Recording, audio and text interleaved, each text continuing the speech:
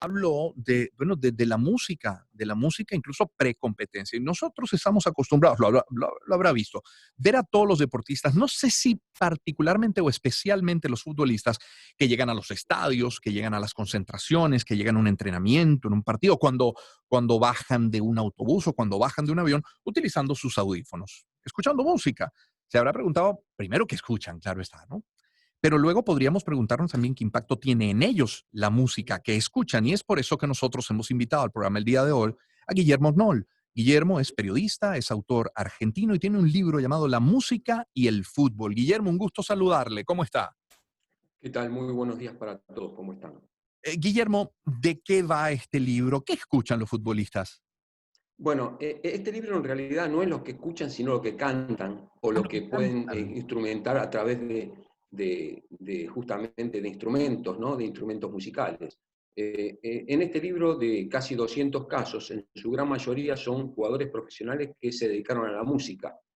En su gran mayoría, hay muchos de ellos han podido grabar discos como Cruyff, como Beckenbauer, como Pelé, Maradona, que son los más Sí, emblemáticos a sí. nivel mundial.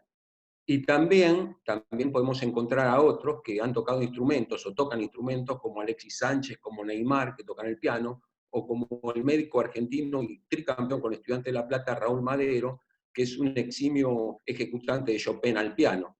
Así que hay una gran cantidad de casos a nivel mundial que valieron la pena recopilar en un libro en el cual, como dije antes, hay casi 200 protagonistas y 60 temas musicales en códigos QR. O sea que a medida que uno puede ir leyendo la biografía personal, deportiva y musical de cada jugador, y también lo puede hacer de manera, no solamente al leerlo, sino también escuchando la música de alguno de ellos, como por ejemplo de Enzo Gifo, de Jacques Fontaine, que fue el máximo o es el máximo goleador en la historia de un mundial con 13 anotaciones en Suecia en 1958. ¿Hay algún vínculo, hay algún elemento que sea transversal entre la música y el fútbol y estos futbolistas que aparecen en el libro? ¿Hay algo que los identifica a todos por igual? Yo creo que hay una palabra que identifica al fútbol y a la música, que es el ritmo. En Ujú. el fútbol y en la música hay ritmo. Y eso creo que es la conjunción de la música y del fútbol, ¿no? Que son en realidad dos pasiones. Yo creo que no hay ser humano en la Tierra que no le guste la música, que no le guste un género musical. Y de eso se trata el libro, de mostrar todos los géneros musicales, ¿no? En la voz o en un instrumento de estos jugadores.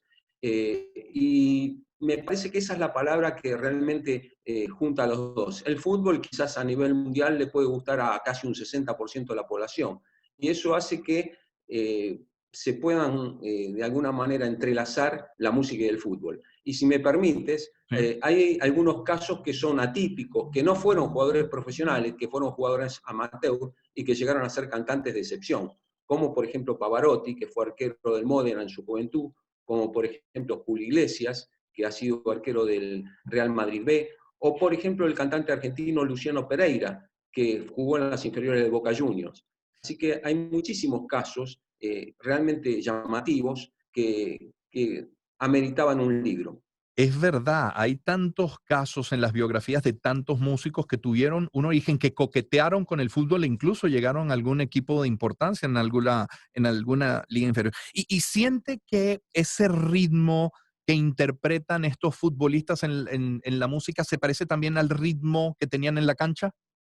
Sí, puede ser que tenga que ver con eso. Por ejemplo, el ritmo frenético de Daniel Osvaldo tiene que ver con el rock que él ejecuta. El ritmo loco de Burgos, Claro, del Mono. del arquero de River, también no tiene que ver con el rock. El ritmo Rastafari de un arquero argentino que fue suplente de Chilaver, no me viene a la cabeza el nombre ahora, pero que fue muy llamativo, ¿no? Y que toca ese tipo de música, ¿no? Porque él era afín a esa música. Eh, Hay montones de casos, montones de casos. Antes nombré a Raúl Madero, que fue un eximio pianista, o es un eximio pianista, que también es médico y gran jugador de fútbol, que tenía un talento casi peculiar, ¿no? Para ese instrumento. Y hay un caso llamativo de un violinista que jugó el Mundial del 30 para la Argentina y del 34 para Italia, salió campeón con Italia en el 34, que se llama Viviani Orsi, o se llamaba Viviani Orsi, que ha ejecutado el violín durante años, estudió en un conservatorio y ha tocado nada más y nada menos en varias oportunidades con Carlos Gardel. Así que hay historias increíbles que uno puede ir recolectando a través del libro, encontrarse con goleadores mundiales, como dije antes de Jean Fontaine, pero también con el goleador del Mundial 82, Paolo Rossi, quien también grabó un disco, pero claro, su voz no ameritaba grabar otros. Pero en ese caso fue debut y despedida. Pero hay jugadores que cantaban muy bien, como por ejemplo Enzo Gifo, un gran jugador belga, que jugó el Mundial del 86 para su seleccionado, y que ha grabado algunos discos, algunas canciones, y la verdad que lo hizo en gran forma, ¿no? ¿Cuántos buenos futbolistas nos habrá arrancado la música y cuántos buenos músicos nos habrá arrancado el fútbol, ¿no? También. Claro, claro, eso es cierto. En el caso de Julio Iglesias podría ser, se perdió el fútbol un arquero, pero ha ganado a nivel latino a un autor y compositor multipremiado en todo el mundo, ¿no? Creo que el más escuchado de habla latina. Ujú. A Pavarotti, bueno, no hace falta ni decirlo. Hay un intérprete argentino fallecido el año pasado, Cacho Castaña, que compositor de tangos y cantante también, que jugó en las inferiores, o se probó en las inferiores de San Lorenzo de Almagro y jugaba de puntero derecho. Claro que no fue futbolista profesional, solamente amateur. Y así varios casos que uno va pudiendo recopilar. Hay un caso llamativo que lo tengo en el volumen 2, que no está en este Ujú. libro, pero es el de Andrea Bocelli. Andrea Bocelli tenía un problema ya de un glaucoma que no lo dejaba ver bien, Sí. y jugando al fútbol le dieron un puntapié y perdió totalmente la vista cuando tenía 12 o 13 años. Así que mire usted si hay relación entre la música y el fútbol y no podemos dudar de la calidad musical de Andrea Bocelli. Y una relación que de nuevo no es reciente, o sea, podríamos hablar del Mendieta del Valencia hoy convertido en DJ o del Claro, Paquetín del Real Madrid también, es decir, no claro, es una sí, cosa sí, sí, reciente sí. esta, ¿no? Sí, sí, no, hay muchísimos, en este libro hay muchísimos españoles, sobre todo este libro, hay una versión argentina, ¿no? Más pequeña, pero esta versión española que salió hace poquito, que tiene muchos jugadores españoles, está adaptada al mercado español, muchos jugadores ingleses, muchos alemanes, muchos belgas, hay varios belgas, hay un marroquí, como dije antes, Chafontaine, hay franceses, eh, es increíble, ¿no? Y hay norteamericanos como Alexis Lalas, por ejemplo. ¿Verdad? Claro, que fue el primer jugador norteamericano en jugar en el fútbol italiano. Pues bueno, estará claro que usted tiene dos pasiones, fútbol y música, ¿no? Sí, no tanto la música, no soy un ejecutante de ningún Claro. instrumento y menos cantor, pero sí un ferviente oyente, ¿no? Y esto hace que de alguna manera uno pueda, digamos, ir aprendiendo paso a paso. Hay situaciones que a uno lo llevan, ¿no? Viendo que no había un libro a nivel mundial que toque estos dos temas o que junte en un libro Sí. tantos casos, me lancé a hacerlo. Claro que antes de eso tuve que leer bastante sobre música.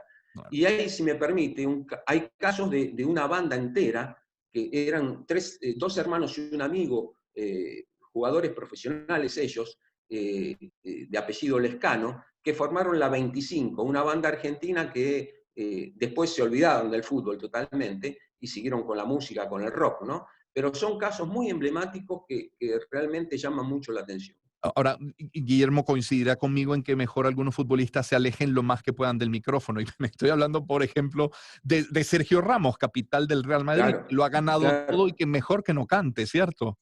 Claro, tengo entendido que canta flamenco también, entre Sí, otros géneros. toca bien la guitarra, pero Sí, sí, no tanto bueno, canto se le da. claro, es cierto eso. Bueno, yo nombraba antes a Johan Cruyff, que fue Sí. un campeón sin corona, que grabó un disco que fue debut y despedida. Algo similar le pasó a Frank Beckenbauer.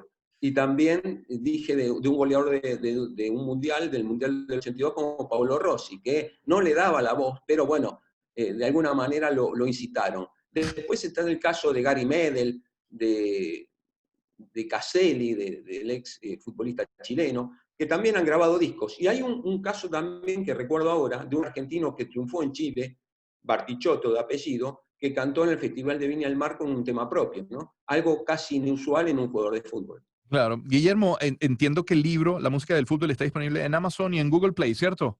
Sí, sí, en Amazon en su versión digital y papel y en Google Play en su versión digital y en España, bueno, ya está disponible en librerías la versión papel. Pues muchísimas gracias por atendernos esta mañana. Muy gentil, ¿eh? Gracias a ustedes y ha sido un placer.